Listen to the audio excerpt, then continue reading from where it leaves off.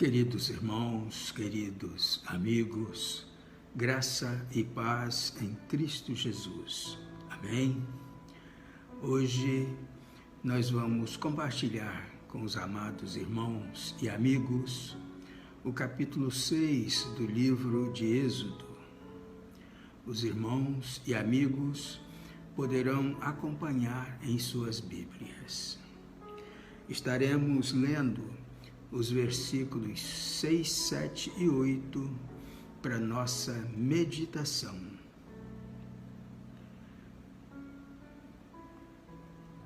Diz assim a palavra de Deus: Portanto, dize aos filhos de Israel: Eu sou o Senhor, e vos tirarei de debaixo das cargas dos egípcios, e vos livrarei da servidão, e vos resgatarei com braço estendido e com grandes juízos. E eu vos tomarei por meu povo, e serei vosso Deus. E sabereis que eu sou o Senhor vosso Deus, que vos tiro de debaixo das cargas dos egípcios.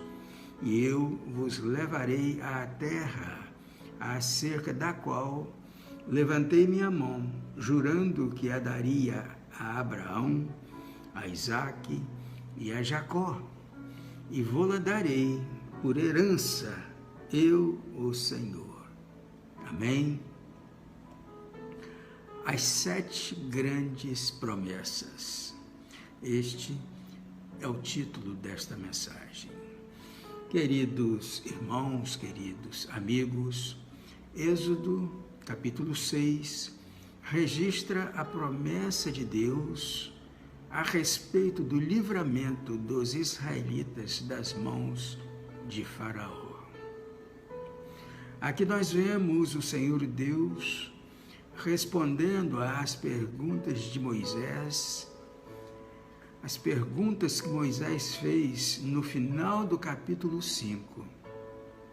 Em primeiro lugar, o Senhor garante a Moisés que de agora em diante, Faraó conhecerá o seu poder, saberá quem ele é e deixará o seu povo ir.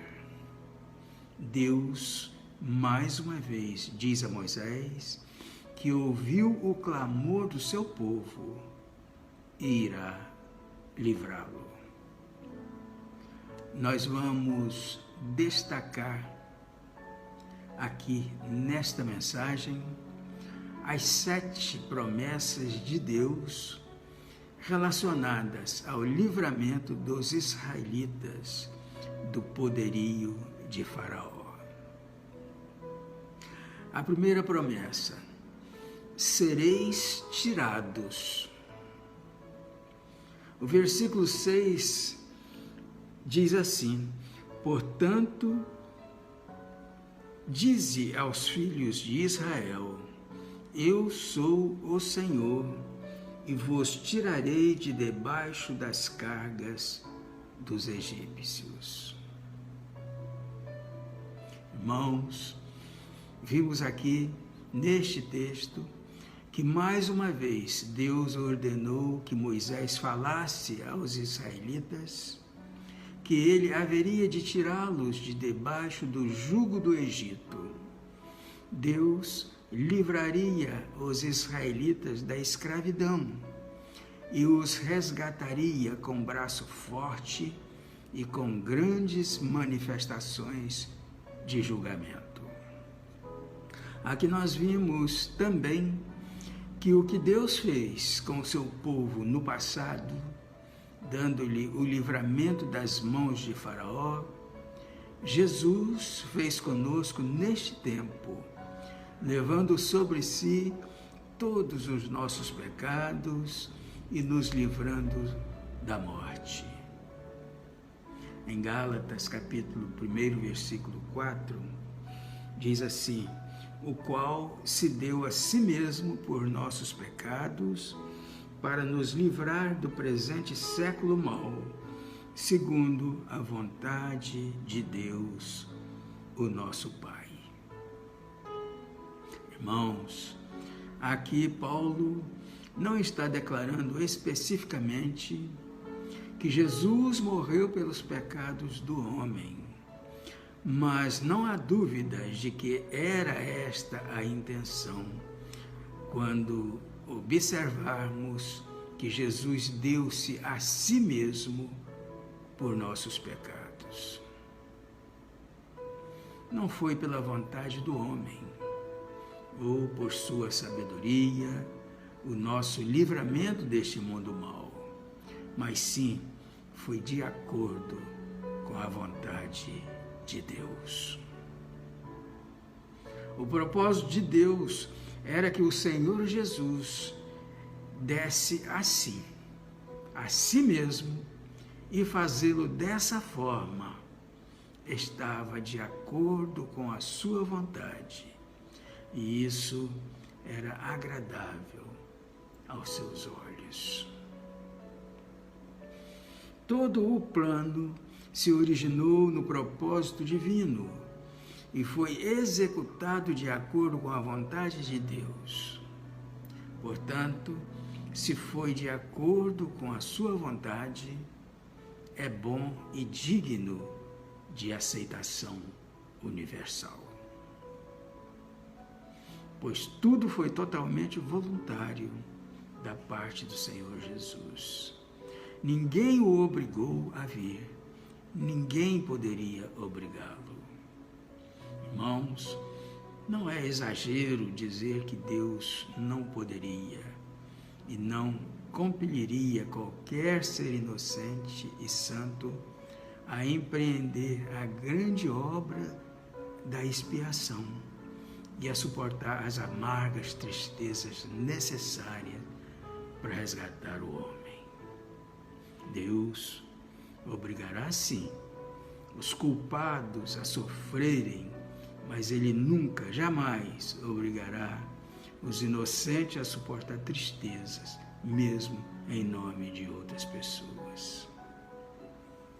Irmãos, todo trabalho de redenção deve ser voluntário, ou senão não poderá ser realizado. A segunda promessa, livrar-vos-ei. No versículo 6, diz assim: e vos livrarei de sua servidão. Vimos aqui, meus irmãos, que Deus ordenou que Moisés renovasse a confiança dos israelitas. Ele tinha de lhes dizer que seriam libertos da escravidão egípcia, que Deus os resgataria com braço forte e com grandes manifestações de julgamento sobre os opressores. Isso quer dizer, meus irmãos, que o povo estaria livre da escravidão. Em João, capítulo 8, versículos de 32 a 36, dizem assim: e conhecereis a verdade, e a verdade vos libertará.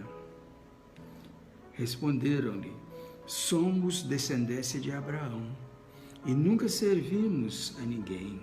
Como dizes tu, sereis livres? Respondeu-lhe Jesus: em verdade vos digo, que todo aquele que comete pecado é servo do pecado. Ora, o servo não fica para sempre em casa, o filho fica para sempre. Se, pois, o Filho vos libertar, verdadeiramente sereis livres. Daí perguntamos: o que é que torna um homem verdadeiramente livre? Irmãos, a Bíblia nos esclarece com uma interessante combinação de fatores nos versículos de 30 a 32. No versículo 30, crer em Jesus. No versículo 31, permanecer na sua palavra. verdadeiro discipulado. O discípulo guarda a palavra, o discípulo estuda a palavra. No versículo 32, o conhecimento da verdade. Tudo isso, meus irmãos, torna um homem verdadeiramente livre. Sabemos que Jesus é a verdade, pois ele mesmo disse: eu sou o caminho, a verdade e a vida. Irmãos, aqui nós vimos que a verdade que gera a liberdade é viva e pessoal. E não pode ser outra, senão a verdade encarnada, ou seja, o Filho. A Bíblia diz assim em João capítulo 8, versículo 36. Se, pois, o Filho vos libertar, verdadeiramente sereis livres. Portanto, meus irmãos, meus amigos, somente Jesus tem autoridade e poder para nos libertar. A terceira promessa: resgatar-vos-ei. No versículo 6, diz assim: e vos resgatarei com braço estendido e com grandes juízos. Aqui, Deus ordenou que Moisés renovasse a confiança dos israelitas. Ele tinha de lhes dizer que Deus os resgataria do domínio egípcio. Portanto, meus irmãos, meus amigos, os israelitas, a partir de então, estariam livres da escravidão. Em Tito, capítulo 2, versículo 14, diz assim: o qual se deu a si mesmo por nós, para nos remir de toda iniquidade e purificar para si um povo seu especial, zeloso de boas obras. Aqui nós vimos, meus queridos irmãos, que como Deus resgatou os israelitas do domínio egípcio no passado, neste tempo, nos nossos dias, Jesus se entregou por nós, para que Ele mesmo pudesse nos redimir de toda iniquidade e nos purificasse para si mesmo, tornando-nos um povo especial de propriedade sua. Portanto, todos nós, cristãos, pertencemos ao Senhor Jesus, pois foi Ele quem nos resgatou com o seu sangue, levando consigo todos os nossos pecados na cruz do Calvário. A quarta promessa: tomar-vos-ei. No versículo 7 diz assim: eu vos tomarei por meu povo. Irmãos, aqui neste texto, o Senhor quer dizer que vai levar o seu povo sob a proteção especial dele e que a partir de então vai se tornar de uma maneira especial e distinta o seu Deus. Essa foi precisamente a aliança que ele fez com Abraão e toda a sua descendência. Em 1 de Pedro, capítulo 2, versículos 9 e 10, diz assim: mas vós sois a geração eleita, o sacerdócio real, a nação santa, o povo adquirido, para que anuncieis as virtudes daquele que vos chamou das trevas para a sua maravilhosa luz. Vós que em outro tempo não éreis povo, mas agora sois povo de Deus, que não tinhais alcançado misericórdia, mas agora alcançastes misericórdia. Irmãos, este texto nos faz lembrar que nós temos um dono. Nós somos propriedade do próprio Deus. Somos um bem precioso para Ele, pois fomos comprados pelo sangue de Cristo. O texto coloca ênfase no fato de que somos exclusivos dele. Isso significa que ele não nos divide com ninguém. Somos só dele. Irmãos, o comentarista Albert Barnes disse assim: mas vós sois uma geração escolhida, em contraste com aqueles que, por sua desobediência, rejeitaram o Salvador como fundamento da esperança. O povo de Deus é frequentemente representado como seu povo escolhido ou eleito, o qual no passado não era um povo, ou seja, que antigamente não eram considerados povo de Deus. Quinta promessa: serei o vosso Deus. No versículo 7, diz assim: e serei o vosso Deus.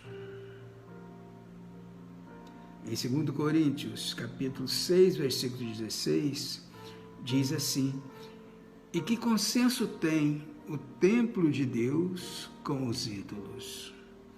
Porque vós sois o templo do Deus vivente, como Deus disse: neles habitarei, e entre eles andarei, e eu serei o seu Deus, e eles serão o meu povo.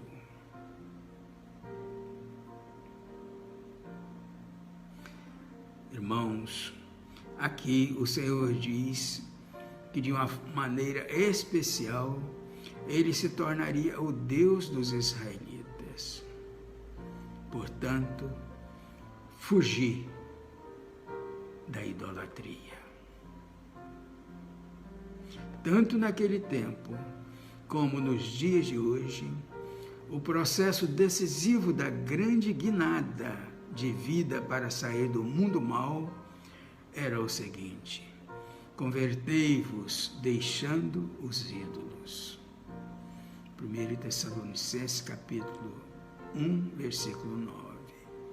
Nesse caso, porém, os ídolos não podem de forma alguma ocupar o templo de Deus. Por natureza, Deus não pode tolerar poderes estranhos em seu templo. Nessa frase, Paulo deve estar pensando na leviandade com que os livres e os fortes em Corinto acreditam que podem participar tranquilamente das refeições em templos gentílicos. Fugir da idolatria. Fugir da idolatria. Esta é uma advertência que Paulo já tivera de escrever na primeira carta. 1 Coríntios, capítulo 10, versículo 14. Mas ele não se refere apenas a tais eventos isolados. Sua advertência tem um sentido bem abrangente, com vistas a tudo que não se harmoniza com o Deus vivo e a nossa ligação com Ele. Não é possível que sejamos reconciliados com Deus por um preço tão alto e que depois novamente nos maculemos com a idolatria no sentido mais amplo. Porque nós somos o santuário do Deus vivo, como Ele próprio disse: habitarei e andarei entre eles, serei o seu Deus e eles serão o meu povo. Irmãos, o que Deus prometera ao povo de Israel na antiga aliança e o que ele assegurara novamente por meio do profeta Ezequiel, após o cativeiro babilônico, se cumpriu agora. Por isso, em 1 Coríntios capítulo 3, versículo 16, Paulo havia designado a igreja de Jesus de templo santo de Deus. Que inédita condição de vida fora concedida à igreja desse modo. Ser santuário de Deus, povo de Deus, ter o eterno Deus vivente como nosso Deus, tão perto de nós, na mais íntima comunhão. Sexta promessa: levar-vos-ei à terra prometida. O versículo 8 diz: e eu vos levarei à terra, acerca da qual levantei minha mão, jurando que a daria a Abraão, a Isaque e a Jacó, e vou-la darei por herança, eu, o Senhor. Irmãos, aqui nós vimos que Israel seria o povo especial de Deus e lhe daria a terra da promessa por herança. Estas palavras tranquilizadoras foram apoiadas pela declaração: eu, o Senhor. Mas, infelizmente, meus irmãos, embora a promessa fosse feita com firmeza, os líderes de Israel não ouviram a Moisés por causa da ânsia do espírito e da dura escravidão. Embora tivessem crido antes, o aumento da crueldade os abatera tanto que meras palavras de promessa não bastariam. Irmãos, infelizmente, muitas das vezes Deus tem de operar para que creiamos em suas promessas. Daí, mais tarde, é que lembraremos das palavras da promessa. Em João, capítulo 17, versículo 24, diz assim: Pai, aqueles que me deste, quero que onde eu estiver, também eles estejam comigo, para que vejam a minha glória que me deste. Porque tu me amaste antes da fundação do mundo.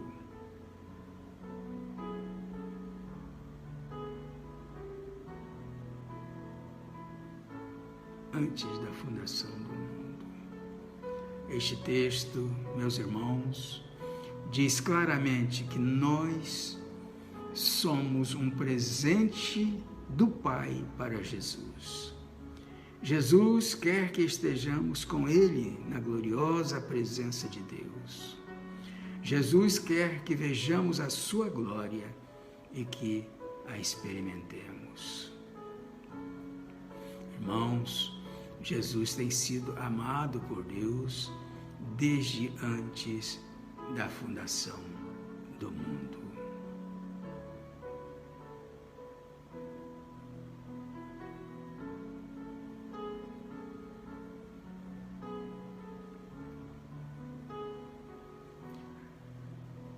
Sétima promessa: dar-vos-ei a terra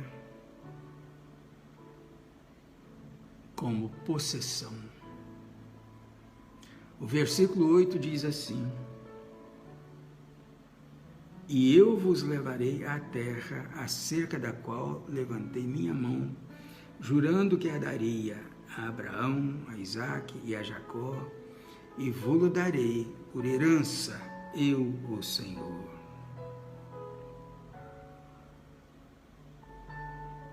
Irmãos, nós sabemos que Moisés falou aos israelitas o que Deus havia lhe ordenado, ele explicou a eles que Deus haveria de tirá-los do Egito para levá-los à terra que ele mesmo prometeu dar a Abraão, a Isaque e a Jacó.